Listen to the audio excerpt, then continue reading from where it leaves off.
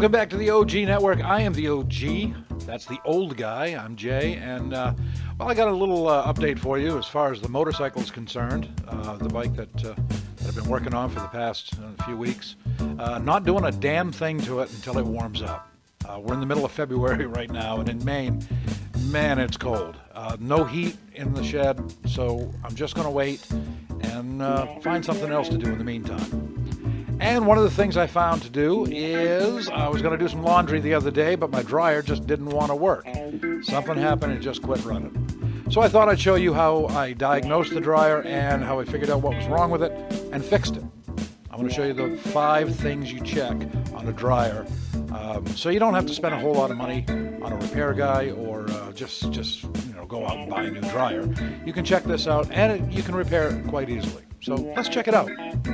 Alright, here's our dryer, and there's a few things we're going to check right off the bat with the power still turned on. Make sure the light inside the tumbler is coming on when the door is open. That's good. Now we're going to check the door switch. You see the light goes off. That's good, so it's probably not the door switch. Then we come up here and we're going to hit the start button. And I know the start button is working because I can feel a little click. Plus, if you look over here, this is the timer switch. And when I push the start button, I can hear the timer switch working. So the timer switch is working, the start button is working, the door switch is working, and we have power going to it. So the next thing we're going to check is the most likely, and that is the thermal fuse. Alright, the first thing you want to do is shut off the power to the dryer. You can either unplug the dryer, or if you have easy access to your electrical panel, you can just hit the circuit breaker, which is what I have done. Next thing is you want to take off the dryer outlet hose, which we already have done. I've taken that off. And then you have to take off the back, which I also have already done. You don't need to see me take the back off. It's very simple. There was 8 screws, and it comes right off. Now you want to check right by the outlet. This is the outlet of the dryer, and right there, that is the thermal fuse. There's 2 leads going to it, so we'll pull those off. Now if I was to use a meter, I would just put the meter right across here, these 2 posts, and check for continuity. I don't have that. I don't have a meter with me right now, so I'm going to show you how to do it without that. Before I show you, please be careful. Very, very careful, and make sure that the power is turned off. Well, this is where the camera crapped out, so I have to explain to you how I joined the 2 clips. It's really simple. Just use a straight piece of metal like a brad nail. I used a little Allen wrench. You put one end in one of the clips, the other end in the other clip. Then let them drop. Don't let them touch any metal, and please don't touch them again once you turn the power on. It's not good when you do. So you will see a picture. You will see in the next part of the video, you'll see how I've got the 2 connectors connected. So let's continue. Alright, we've got the power back on, and now I'm going to hit this and see if it starts.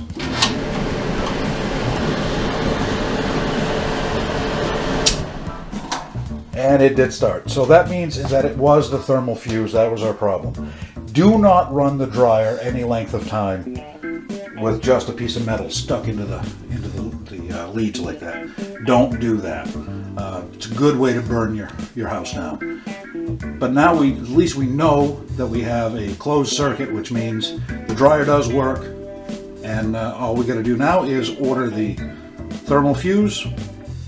As soon as we get that, pop it in, and should be good to go as far as that's concerned. One other thing though to consider, why did it quit working in the first place? Well, it's probably overheated. Why is it overheated? Probably has some dryer lint that's collected inside, that's blocking the flow of air. That's what caused the problem in the first place. And the way that you check that and to take care of that is this shroud right here. Right down at the bottom is on the other side is where the fan is, and this is where all the lint goes down through. Now I have already taken that out and cleaned it out. I didn't have the camera available when I did that, but I did take a picture of it with my phone, and I'll show you what we found inside.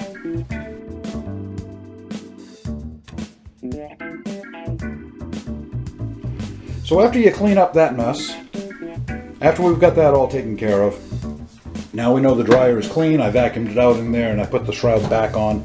Again, very easy to take off. This one was 4 screws and it came right off. It's 4 screws in the back, but don't forget the lint trap has 2 screws right there. So you got to take those off too. But make sure you replace those when you're all done. Now all we have left to do is to check the dryer outlet hose, and that's it down there. You can see I've got some holes in it because I do have a cat, so I'm gonna have to replace that or get rid of the cat, and I think I'll just replace the hose. I've had the cat a long time, so I'm gonna check that, make sure there's no built-up dryer lint inside there, and then I'll go to the outside of the house and make sure that the dryer, the outlet is not blocked. And if it is, I'll just clean that out and we should be good. So now we'll just put the fuse back in as soon as we get it from the post office. The back is now on and I've got the new dryer hose. Actually, I just clipped back the other dryer vent hose and put it on there, and hey, no holes, good to go. Now I just have to put it back in place, and we should be able to do laundry today. Won't that be nice?